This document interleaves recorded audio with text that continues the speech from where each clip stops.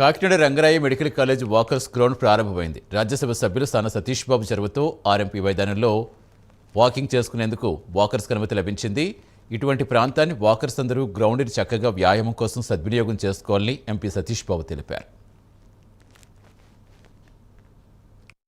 చేయాలి అన్న ఉద్దేశంతో కొన్ని నిబంధనలు పెట్టి ఈ వాకింగ్కి అలౌ చేయడం జరిగింది.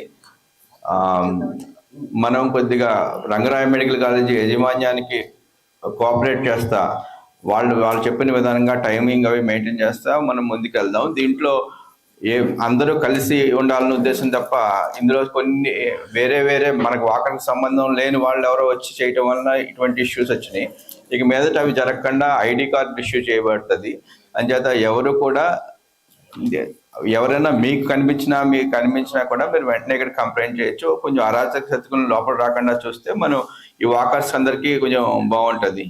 వాకింగ్ అన్నది మీ అందరికీ తెలుసు, నేను చెప్పగలిగేది కాదు. మీ అందరూ వాకింగ్ ఎలా ఎంజాయ్ చేస్తారు.